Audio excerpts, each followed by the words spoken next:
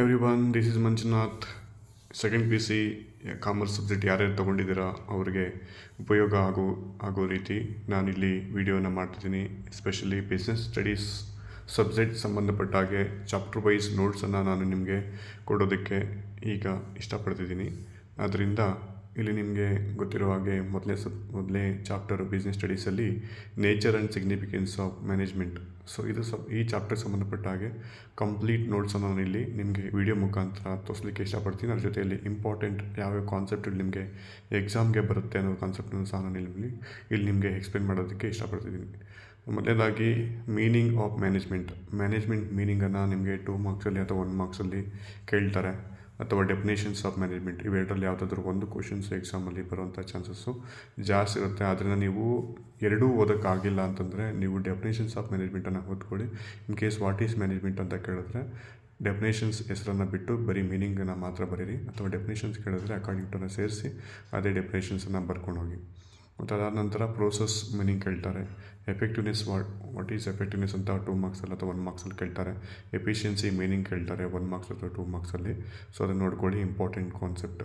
ಮತ್ತು characteristics or nature or futures of management ಅಂತ compulsory questions ಬರುತ್ತೆ. ಯಾವುದೇ ಕಾರಣಕ್ಕೂ ಮಿಸ್ ಮಾಡದಿರೋ ಎಕ್ಸಾಮ್ಗೆ ಓದಿ ನೀವು ಹೋಗಬೇಕಾಗುತ್ತೆ.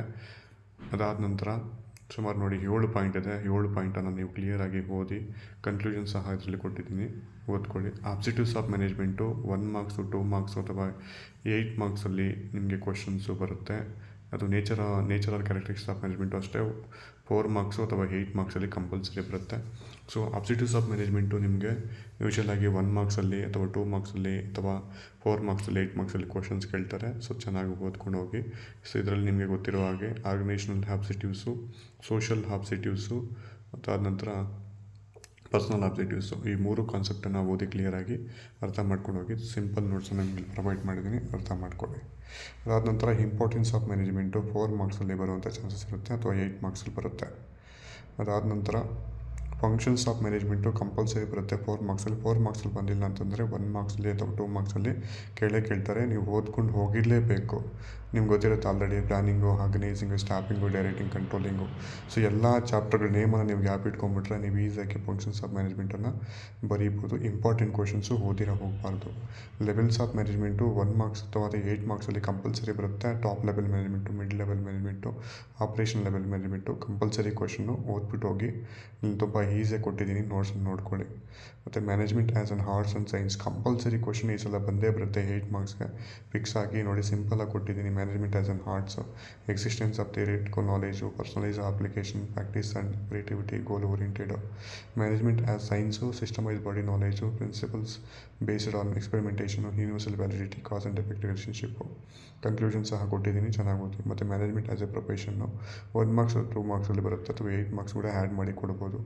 ಅದಾದ ನಂತರ coordination, meaning of coordination 2 marks 1 ಮಾರ್ಕ್ಸಲ್ಲಿ ಬರುತ್ತೆ ಕಂಪಲ್ಸರಿ.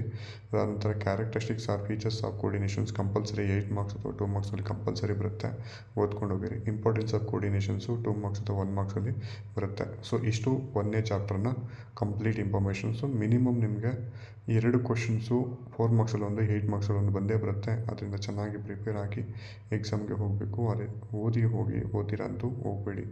Thank you. ಇದೇ ಥರ ವೀಡಿಯೋಸನ್ನು ಮಾಡ್ತಿರ್ತೀನಿ. ನೀವು ನಮ್ಮ ಯೂಟ್ಯೂಬ್ ಚಾನಲನ್ನು ಸಬ್ಸ್ಕ್ರೈಬ್ ಮಾಡಬೇಕು. ಅದೇ ರೀತಿ ಬೇಕಾಗಿರ್ತಕ್ಕಂಥವ್ರಿಗೆ ಈ ಒಂದು ಕಂಟೆಂಟನ್ನು ಅಥವಾ ವೀಡಿಯೋಸನ್ನು ಬೇರೆಯವರಿಗೆ ಶೇರ್ ಮಾಡಿ. ನಿಮ್ಮ ಫ್ರೆಂಡ್ಸ್ಗೆ, ನಿಮ್ಮ ಫ್ಯಾಮಿಲೀಸಲ್ಲಿರ್ತಕ್ಕಂಥ ನಿಮ್ಮ ರಿಲೇಷನ್ಸ್ಗೆ, ಅವ್ರಿಗೆಲ್ಲರಿಗೂ ಶೇರ್ ಮಾಡಿ. Thank you.